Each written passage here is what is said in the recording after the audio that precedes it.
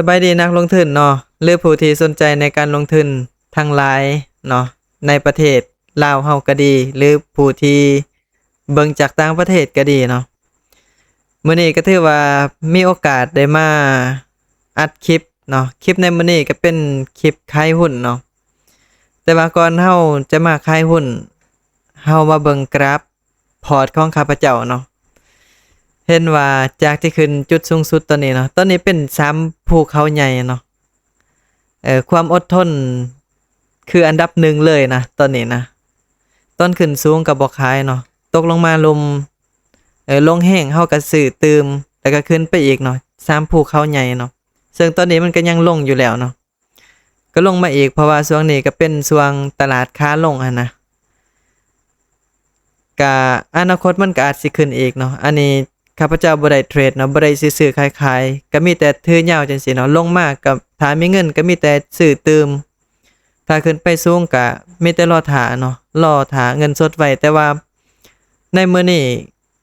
ที่เฮาจะมาขายหุ้นก็ย้อนว่าเฮาอยากปรับพอร์ตเนาะอยากรีบาลานซ์อยากเก็บกำไรแน่ก็ว่ากันไปเนาะ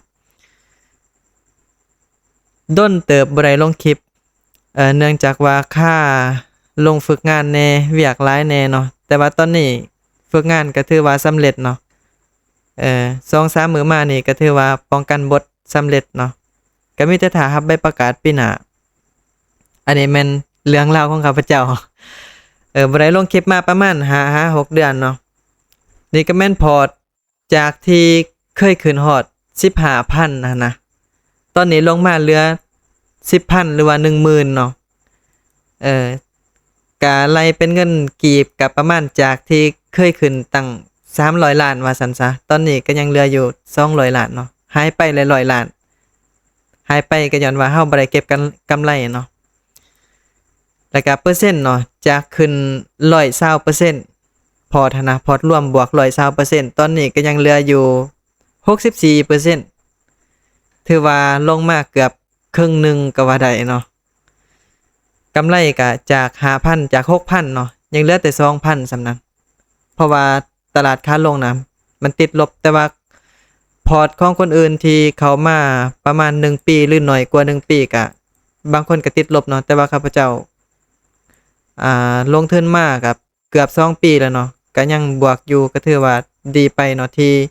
ช่วงปี2024เนาะมันตลาดลงแบบนี้แหละมีวิกฤตภาษีเนาะวันนี้เฮามาเบิ่งหุ้นเนาะหุ้นที่ข้าพเจ้าถืออยู่ตอนนี้เนาะก็หลายก็ดนเติบบ่ได้ลงคลิปเนาะถือหุ้นหลายเติบพอสมควรประมาณ10โตเนาะ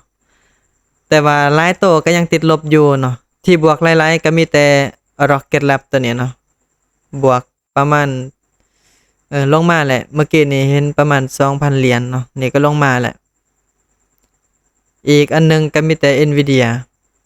เข้าได้ปีป้ายแล้วแหละ Nvidia นี่มี7หุ้นแต่โดนแหละเนาะบวกอยู่600นี่ที่บวกมาก็มีแต่ 3-4 ตัวก็นั้นติดลบเห็นบ่จังซี่แหละตลาดหุ้นมันบ่ได้ง่ายในการซื้อในการขายในการถือยาวเฮาต้องอดทนกับมันเนาะถ้าเฮาอยากถือยาวหั้นนะอีกอย่างเฮาก็บ่แม่นคนเก่งที่จะมาซื้อและขายได้เนาะเพราะว่าเฮาบ่ฮู้ว่ามื้อใดมันลงมื้อใดมันขึ้นหั้นนะเพราะฉะนั้นทางเดียวที่เฮ็ดตอนนี้ก็มีแต่ซื้อแล้วก็ถือยาวเนาะอันใดที่รู้สึกว่าบ่ดีหรือว่าเฮาบ่ทันเข้าใจหุ้นบริษัทมันดีพอนะเฮาก็แค่ขายออกเนาะมื้อนี้เฮาจะมาขายหุ้นหิ้มเนาะเป็นหยังจึงขายหุ้นหิ้มก็ย้อนว่า1มันได้กำไรเนาะตอนนี้กำไรก็239เหรียญเนาะก็ประมาณ5ล้านเนาะคันสิว่าเป็นเงินกีบหั้นนะเฮามีอยู่30หุ้นเนาะนี่แชร์เห็นบ่เฮามี30หุ้นค่าเฉลี่ยของเฮา26เนาะแต่ว่าราคาของมันตอนนี้34เหรียญเนาะราคาของมันตอนนี้34เหรียญแสดงว่าถ้าเฮาขายนี่เฮาก็จะได้กำไรอยู่239เหรียญถ้าเฮาขายเบิดได้ส่วนเงินที่เฮาลงทุนไปก็มีแต่796เนาะ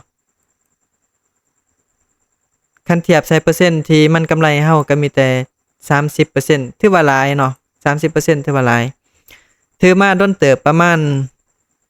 ปีปลายได้เนาะซื้อตั้งแต่ดนแล้วแหละจ จนมันลงมาตอนนี้15เหรียญก็ยังซื้อทันอยู่ได้15เหรียญแต่ว่าตอนนี้เขาจะมาขายหุ้นที่ขายหุ้นนี่ก็บ่แม่นว่าหุ้นมันบ่ดีเด้อหุ้นมันก็ยังดีคือเก่าพื้นฐานดีคือเก่าเนาะแต่ว่าเฮาอยากมีเงินสดเพราะว่าเฮาอยากไปซื้อไปสอนหุ้นตัวอื่นที่เฮามั่นใจหลายกว่านี้หันนะแต่ถ้าที่ขายโตที่มันติดลบแล้วนะถ้าเฮาขายเฮาก็ขาดทุนแม่นบ่เพราะว่าเฮาติดลบเด้เพราะฉะนั้นเฮาต้องขายตัวบวกก็เลยว่าตัดสินใจมาขายหุ้นหิมขายทั้งเบิดเลยเนาะคลิปนี้ก็อาจสิลงประมาณมื้ออื่นเด้อวันค้านมื้ออื่นเพราะว่ามื้อนี้มันก็ดึกแล้วหันนะเออ9 โมง40โมงแล้วเนาะมันก็ดึกสำหรับข้าพเจ้าแล้วเพราะว่าบ่ได้นอนดึกพอปานใดเนาะคันอยากขายก็มีแต่กดคำว่าเซลเนาะที่จริงคันเฮาอยากเฮ็ดอยู่โทรศัพท์ก็ได้เด้อแต่ว่ามื้อนี้เฮาลองไม้แน่เนาะเพราะว่ามี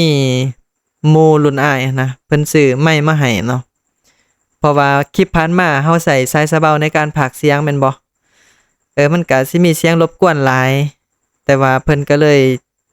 ซื้อไม้มาจากเกาหลีมาให้เนาะเพิ่นเฮ็ดเวียกอยู่เกาหลีเนาะแล้วก็เป็นลูกทีมอยู่ในกลุ่มลงทุนหลายเพิ่นเป็นโอปป้าเกาหลีเสียเกาหลีแล้วได้เพิ่นเสียปิงเนาะตอนนี้เฮาจะมาขายเนาะตอนนี้แม่นจำนวนหุ้นที่เฮาจะขาย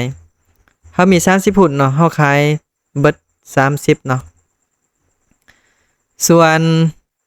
limit price ก็คือราคาที่เฮาจะต้องการขายเนาะที่จริง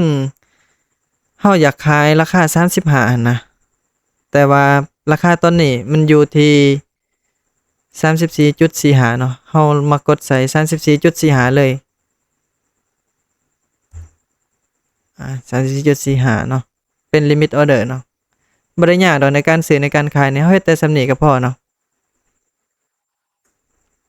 มีแต่กดคำว่าเซลเลยเนาะถ้ามีเงินนี่ก็บ่ได้อยากขายดอกถ้ามีเงินสดหั้นนะเฮาเติมเขาก็ได้เนาะแต่ว่าตอนนี้เฮาบ่มีเงินในการเติมเขาก็เลยว่าต้องขายหุ้นออกเนาะเพื่อมีเงินไปสอนตัวอื่น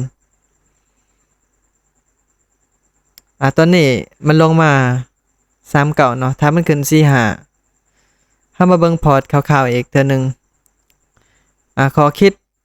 ในมื้อนี้ก็มีแต่อยากให้ทุกคนถือยาวเนาะ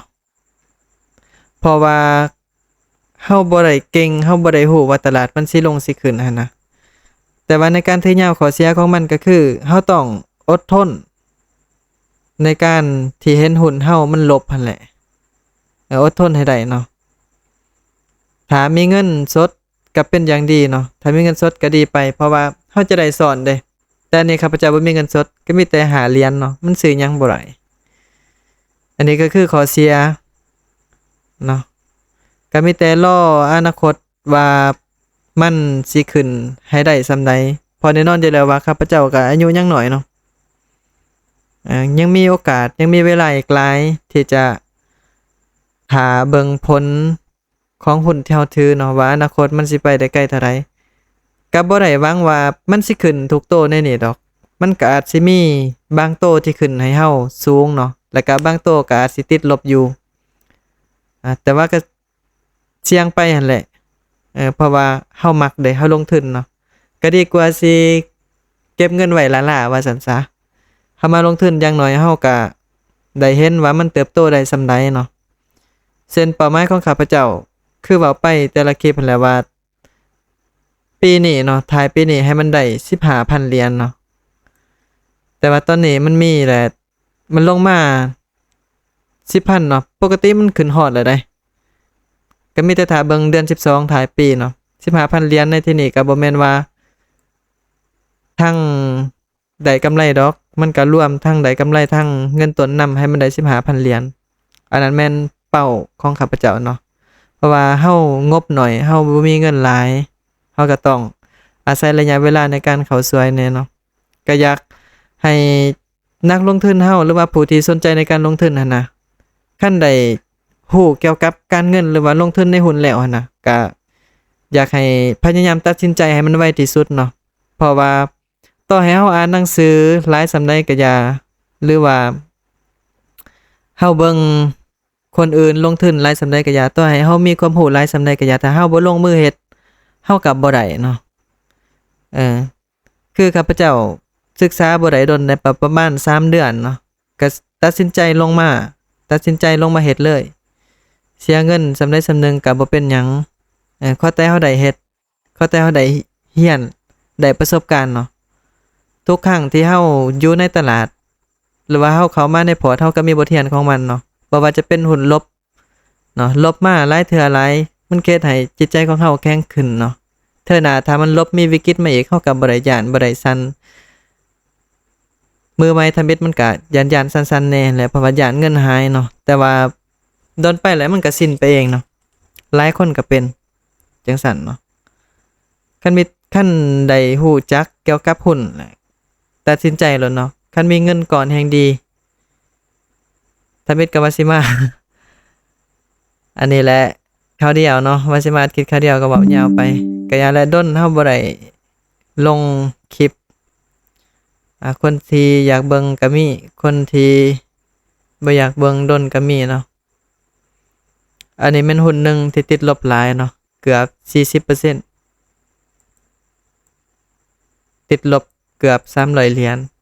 หลายเติบตอนนี้ก็บ่ทันจับคู่เนื่องจากว่าเมื่อกี้เฮาบ่เห็นเนาะว่าเงินมันเข้าหรือบ่ขายแล้วหรือบ่หั่นนะก็เลยว่าได้กดออก refresh ใหม่เนาะเข้ามาใหม่ก็จึงได้เห็นว่า